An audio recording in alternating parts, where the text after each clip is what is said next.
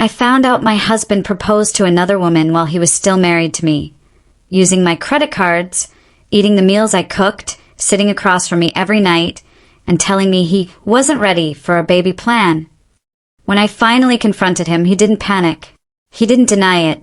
He just looked at me like I was naive and said, "Come on. You really thought I'd plan a baby with you? You're the kind of woman men choose when they fail." I didn't fail. I didn't say a single word. I just walked away. That was 6 months ago. And this afternoon he was standing outside my flat like nothing had happened. Before I tell you how everything unraveled and why seeing him there didn't break me the way he probably hoped, take a second to support this channel. Subscribe if you have already, and drop a comment about where you're watching from so stories like mine reach the people who need them. 3 years of my life collapsed in one evening, but the truth is, the cracks were there long before I saw the whole thing fall apart. I met Ryan Holloway on what should have been a completely forgettable day. I was 35 at the time, flying back from visiting my cousin when my flight got cancelled due to mechanical issues. We were rerouted to a late-night shuttle bus that took hours longer than planned. Everyone was irritated, exhausted, and snapping at each other. Ryan sat across the aisle from me, cracked a joke about how this was the universe's way of forcing strangers into character development, and I laughed harder than I should have. He had this easy confidence, the kind that made inconvenience feel temporary. We talked the entire ride. He told me he worked in consulting, which I later learned was a generous description of bouncing between short-term contracts. I told him I worked in operations for a regional supply company. Not glamorous, but stable. He said stability was underrated. Said he wanted that someday. I believed him. We dated for a year before we got married. Nothing flashy. Small ceremony. No debt from it. At least, none that I knew about at the time. Ryan moved into my flat because it was closer to downtown and made more sense financially. At first, everything felt balanced. We split expenses. He cooked occasionally. He talked about the future in vague but reassuring terms. Then slowly, almost invisibly, things shifted. His contracts ended more often. My cards got used more frequently. It was always small amounts at first. Coffee, gas, groceries. He'd say, "I'll transfer it later," and sometimes he did. Sometimes he didn't. When I brought up starting a family, he'd smile tightly and say, "Let's not rush into something that big." He said it like he was being responsible, like I was being emotional. I was 37, married, financially supporting 2 adults, and being told to wait. I told myself marriage had seasons. I told myself this was just a rough patch. I told myself love meant patience. What I didn't tell myself, what I refused to see, was that he had stopped building a life with me and had started using me as a placeholder. The night everything broke open wasn't dramatic at first. I was supposed to meet my friend Ava for dinner, but she kept rescheduling, then finally asked if I was sitting down. That's never a good sign. She sent me a link. It was an engagement post. Ryan, on one knee, a ring, a woman I didn't recognize, clinging to his arm like she belonged there. The caption talked about forever, about choosing the right person, about how some things are worth waiting for. I waited until he came home. I asked him one question, and he answered it in a way that erased every illusion I still had. After that, I didn't scream. I didn't cry in front of him. I packed a bag and left before he could turn it into a conversation I'd somehow lose. I didn't know then how much he'd taken from me, financially. I didn't know how deep the betrayal ran. I didn't know how hard the next few months would be. All I knew was that something inside me had gone quiet. And that quiet wasn't weakness. It was the moment I stopped trying to be chosen. And that was only the beginning. I didn't go back to the flat that night. I drove until the streets stopped looking familiar, pulled into a grocery store parking lot, and just sat there with my hands on the steering wheel, staring at nothing. My phone kept buzzing on the passenger seat. Ryan, over and over. I didn't answer. I already knew whatever he said would be designed to confuse me, soften me, or buy him time. I was done letting him rewrite reality in real time. I ended up at Ava's place just after midnight. She opened the door in sweatpants, took one look at my face, and didn't ask a single question. She just stepped aside and let me in. That kindness alone nearly broke me. I slept on her couch, barely drifting in and out, my mind replaying everything I'd ignored over the last 3 years. The next morning, reality hit harder. I checked my bank apps while Ava made coffee. I don't know what I expected. Maybe a few questionable charges. Something manageable. What I found made my stomach drop. Restaurants I'd never been to. A boutique hotel charge from downtown. Multiple rideshare receipts at odd hours. And then there it was, a jewelry store transaction dated 3 weeks earlier. Just under $3,000. The ring. He hadn't just lied to me. He hadn't just betrayed me emotionally. He had financed his new life with my trust. I felt stupid in a way that cut deeper than anger. I'd added him as an authorized user when we got married, telling myself that's what partners do. I believed access equaled intimacy. Instead, it had made me a resource. I called the bank immediately. They were sympathetic, but blunt. Because Ryan was authorized, most of the charges weren't disputable. I could remove him from the account, freeze cards, flag suspicious activity, but the money was gone. By the time I hung up, my hands were shaking. I texted my manager and asked for a personal day. Then I sat at Ava's kitchen table with a notebook and started writing everything down. Balances, due dates, rent, utilities, credit cards. When I added it all up, the damage was worse than I thought. Between shared expenses he hadn't contributed to and the outright misuse of my cards, I was down nearly $6,000. $6,000 I didn't have. That afternoon, I went back to the flat while Ryan was supposedly out. I didn't want to see him. I just wanted my things. Ava came with me because she didn't trust him not to show up. She was right. His car was there. I hesitated at the door, keys in hand, heart racing. Ava squeezed my arm and whispered, "You don't owe him anything." I unlocked the door anyway. Ryan was sitting on the couch like it was a normal day. Shoes off. Laptop open. My laptop. He looked up and smiled like I'd just come home late from work. "Hey," he said. "We need to talk." Something snapped cleanly inside me. I didn't yell. I didn't cry. I walked past him, straight into the bedroom, and started packing. Clothes first. Documents next. Anything that mattered. Ava stood in the doorway, arms crossed, a silent witness. Ryan followed me, irritation creeping into his voice. He said I was being dramatic. He said the proposal wasn't serious yet. He said Lauren knew he was complicated. He said he planned to explain everything eventually. That's when I turned around. I asked him one thing. "Did you use my credit card to buy her ring?" He didn't deny it. He rolled his eyes like I was missing the point and said, "I was going to pay it back. You always make things about money." That was when he said it again, this time slower, clearer, crueler. "You're not the woman men plan futures with. You're who they choose when they're rebuilding." I didn't rebuild. I upgraded. Ava stepped between us before I could say something I'd regret. I finished packing in silence. I left my wedding photos on the wall. Left the couch. Left the life I'd thought we were building. Before I walked out, I removed my cards from his wallet, logged into my banking app, and revoked his access right there in front of him. He laughed. "Good luck," he said. "You'll come back. You always do." I didn't respond. The next few weeks were brutal. I moved into a small sublet across town. 1 room, thin walls, barely enough space to breathe. I slept on a mattress on the floor. I canceled subscriptions, sold a few things online, took on overtime. Still, the numbers didn't add up.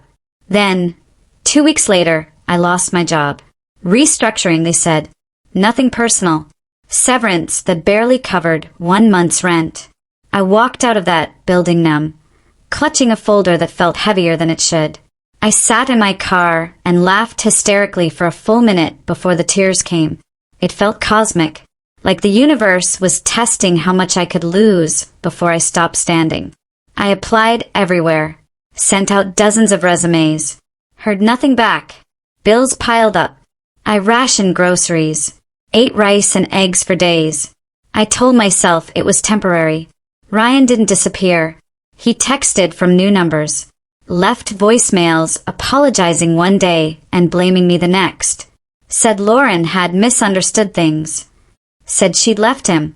Said he missed me. Said he needed me. I blocked every number. One night, after a particularly long shift at a temporary warehouse job I'd taken just to keep afloat, I saw him across the street from my building, just standing there, watching. I didn't approach him. I didn't acknowledge him. I walked inside and locked the door behind me, hands shaking so badly I dropped my keys. That night, I slept with a chair wedged under the handle. I was exhausted, physically, emotionally, financially, but beneath all of it, something else was forming. Resolve. I wasn't going back. Not to him. Not to the version of myself who accepted crumbs because she thought that was love. And I had no idea yet that the hardest part was still ahead, or that the way out would come from the least expected place. By the time winter settled in, my life had narrowed down to survival math. How many hours could I work before my body gave out? How many days could I stretch what was left in my account? Which bills could wait without tipping everything over? The warehouse job was brutal. 10-hour shifts on concrete floors, lifting, scanning, stacking until my shoulders burned and my lower back throbbed constantly. I came home every night smelling like dust and cardboard, too tired to cook, too wired to sleep. My hands cracked and bled from the cold air and cheap soap. I started taking painkillers just to get through a shift. But it paid. Barely. Enough to stop the eviction clock from ticking quite so loudly. My roommate, Elena, noticed before I admitted anything was wrong. She was quiet, mid-30s like me, worked nights at a bakery. We'd exchanged polite hellos for weeks without really talking. One evening, she left a bowl of soup on the counter with a note that said, "You looked exhausted. Eat something." I cried over that soup like it was a grand gesture, because kindness hits different when you're starving for it. Ryan kept orbiting my life like a bad smell. Sometimes I'd see him near the bus stop, sometimes outside the grocery store. He never approached me directly anymore, just watched, like proximity alone might soften me. His messages shifted tone, constantly. One day apologetic, one day angry, one day nostalgic, one day threatening. "You ruined everything. I miss you. You owe me a conversation. You'll regret this." I saved every message, screenshots, dates, times, not because I planned revenge, but because something in me finally understood that memory alone wasn't enough. Proof mattered. Then my body betrayed me. It started with a sore throat and chills I couldn't shake. I told myself it was just exhaustion. Took more meds. Kept going. One morning, I woke up dizzy, my head pounding like it might split open. I checked my temperature out of curiosity. 103.7.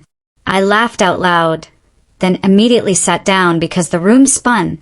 I should have gone to urgent care. I knew that, but my bank balance said otherwise. So I went to work. I don't remember most of that shift. I remember scanning barcodes. I remember leaning against shelving when my vision blurred. I remember sitting on the cold floor of the break room, trying not to throw up. And then I remember nothing. I came to on a bench outside the building with a stranger asking if I needed an ambulance. I said no. Of course I did. But fear of debt outweighed fear of dying, which is something no one prepares you for. I got myself home on autopilot and collapsed on the living room floor. Elena found me hours later. She didn't ask permission. She dragged me to bed, shoved fluids into my hands, and stayed up all night checking my temperature. She called my job and argued with someone in HR like it was personal. I woke up to her telling me You're not going in. You almost passed out on public property. They can deal. I lost that job 2 days later, but I didn't lose everything. Because when Elena marched into that warehouse, she'd uncovered something neither of us knew. Even temp workers qualified for short-term sick pay. Not much. Just enough. 5 paid days. 5 days that probably saved my life. That moment changed something fundamental in me. I had spent years being the reliable one, the understanding one, the woman who absorbed impact so others didn't have to. And here was someone who barely knew me fighting for me without hesitation. It cracked something open. I rested, really rested. For the first time in months, I slept without fear jolting me awake. When I felt strong enough to move again, I updated my resume at the public library because my internet had been shut off for non-payment. And then, completely by accident, everything shifted. I was waiting for the bus one morning, teeth chattering in the cold, when an older woman struck up a conversation. Nothing deep, just complaining about transit delays. She mentioned she worked at a small medical office nearby and how their supply room was always a disaster. I asked, half joking, if they needed help. She paused, looked at me, asked what I did before the warehouse. 2 days later, I had a part-time job managing inventory for that office. It wasn't glamorous, but it was warm. It was predictable, and it paid more per hour than the warehouse ever had. I worked mornings there and evenings back at the warehouse for a few weeks until my body forced a choice. I chose the job that didn't hurt me. Slowly, things stabilized. I paid a bill on time, then another. I stopped checking my balance every hour. I cooked again, Elena, and I repainted the living room with leftover paint someone gave her from a renovation job. It wasn't perfect, but it was ours. Ryan noticed the change. He showed up again, this time at my door. It was Valentine's Day. I knew it was him before I looked through the peephole. The knocking was too deliberate, too familiar. He was holding flowers and a small box like he was auditioning for forgiveness. I didn't open the door. He begged. He apologized. He said he'd changed. He said Lauren was gone. He said he should have chosen me. I stayed silent. Eventually, he left the flowers and the box on the floor. When I finally opened the door, I picked them up, walked straight to the trash chute, and dropped them in without opening anything. No ceremony. No anger. Just disposal. The next morning, I texted him once. "Do not contact me again," and blocked the number. Months passed. The medical office expanded my hours, then made me full-time. Benefits followed. My credit score inched upward. I fixed my tooth. I slept without barricading the door. I started to feel like a person again. And just when I thought that chapter was over, when I'd finally stopped looking over my shoulder, Ryan came back one last time. Not with drama, with closure. And that was the moment I didn't expect to matter at all, but ended up meaning everything. By the time winter set in, my life looked nothing like the one I'd been living when Ryan walked out of my flat with a backpack and a lie. It was quieter now, smaller, harder in ways that didn't show on the surface. The warehouse job kept me afloat, barely. 10-hour shifts turned into 12 without warning. My hands were always sore, my back ached constantly, and every night I came home smelling like cardboard and sweat. But it paid something, and something was better than nothing. I told myself this was temporary. Everything had to be temporary, or I wouldn't survive it. Ryan didn't disappear like I hoped he would. At first, it was texts from new numbers. Long messages that swung wildly between apologies and self-pity. He said he'd made mistakes. He said he'd been confused. He said the other woman wasn't what he thought she was. I didn't reply to a single one. I blocked every number as soon as it appeared, but somehow another always followed. Then came the sightings. I'd be waiting for the bus and feel that horrible awareness crawl up my spine, the sense of being watched. I'd look up and see him across the street, pretending to check his phone, at the corner store, near the laundromat, always just close enough to be unmistakable, never close enough to confront. I told myself it was coincidence. I told myself I was being paranoid. But paranoia doesn't knock on your door. One evening, after a double shift that left my legs shaking, I came home and found an envelope shoved under the door. No stamp. Just my name, written in handwriting I knew too well. I didn't open it. I tore it into pieces and dropped them into different trash bins on my walk to the bus stop the next morning, my hands trembling the entire time. That was the night I slept with a chair wedged under my bedroom doorknob. I hated that part the most, not the fear itself, but the way it made me feel small again, like he still had access to my life, even after everything he'd done. Rosalie noticed before I said anything. She was quiet, but observant, the kind of person who saw details without pushing. One night she left a bowl of soup on the counter for me, steam still rising, and said, "You don't look okay." I didn't cry. I didn't give her the full story. I just nodded. She sat with me anyway. A week later I got sick. Really sick. Fever, dizziness, the kind of exhaustion that makes it hard to tell where your body ends and the floor begins. I couldn't afford a doctor. I couldn't afford to miss work. So I swallowed painkillers layered up and went in anyway. I don't remember collapsing. I remember waking up on the floor of my apartment, Rosalie hovering over me, her voice shaking as she told me she thought I was dead. She stayed up with me all night, changed cold cloths on my forehead, forced me to drink water in tiny sips. The next morning, she called my job herself. She didn't ask permission. She fought. I lost that warehouse job anyway, but something shifted after that. Not immediately, not magically, but I stopped believing that I deserved to be exhausted just to exist. I stopped believing survival had to feel like punishment. Through a chance conversation at a bus stop, I picked up a part-time role organizing inventory for a small medical office. It wasn't glamorous, but it used my brain instead of breaking my body.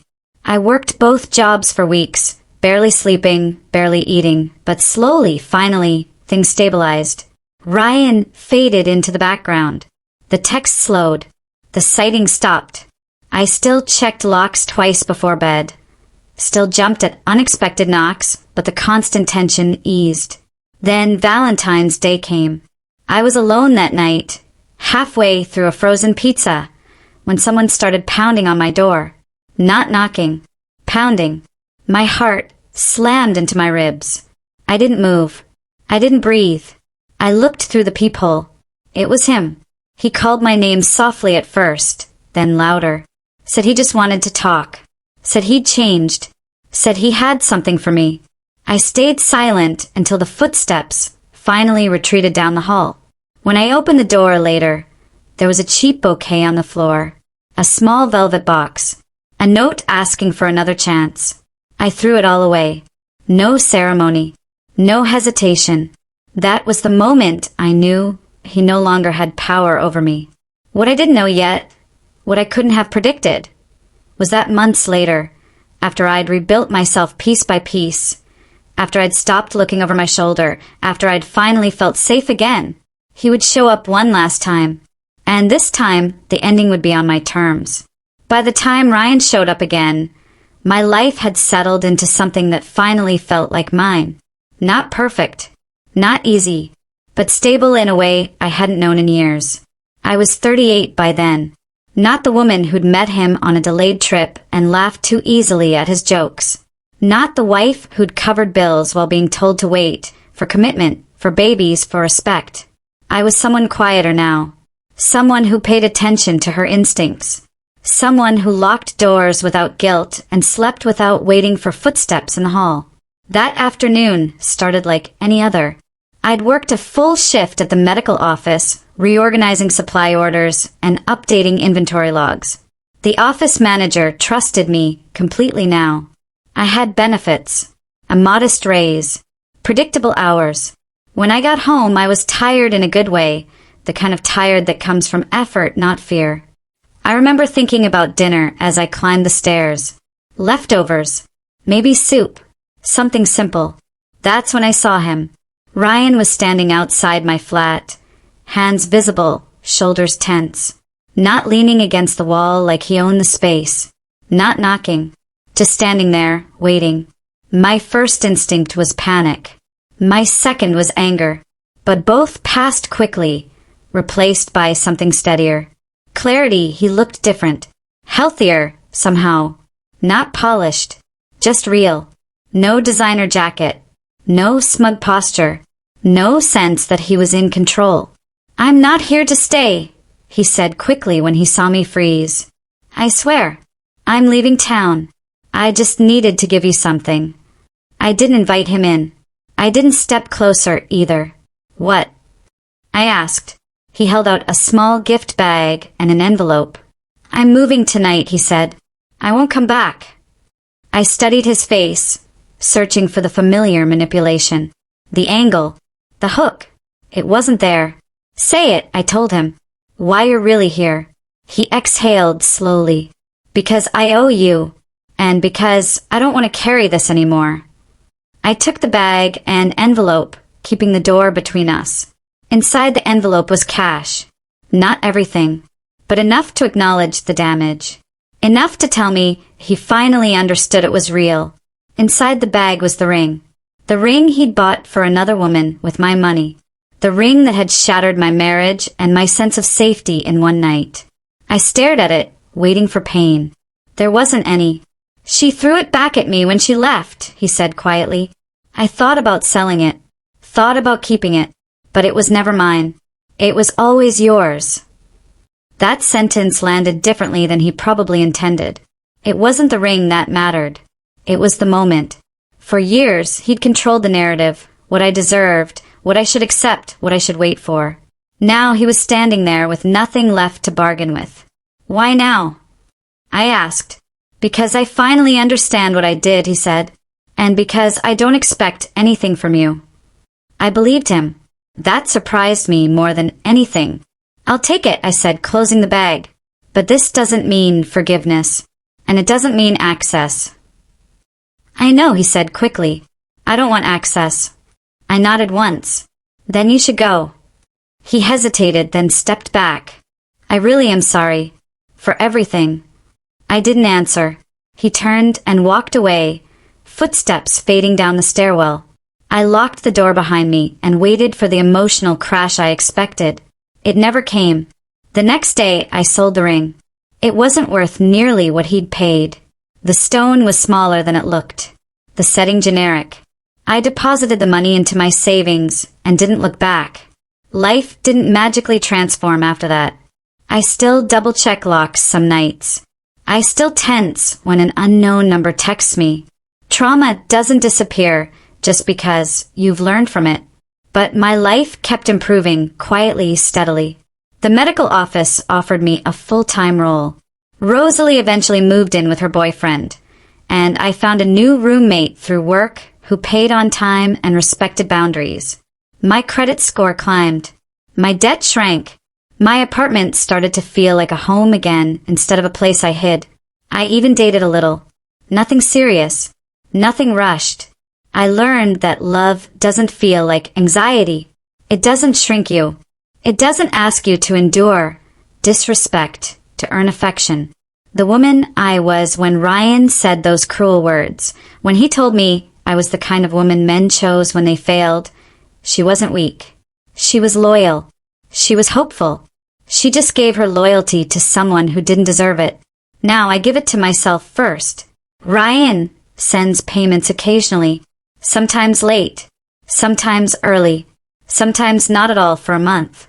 I don't track them obsessively anymore. Whatever comes, comes. I don't build my future on other people's promises. I don't know if he truly changed. Maybe he did. Maybe he didn't. But I know I did. And that's the ending that matters most. If you made it to the end of my story, thank you for listening. If this resonated with you, consider subscribing and sharing where you're watching from. Your support helps stories like mine reach others who might need the reminder that choosing yourself isn't cruel, it's necessary.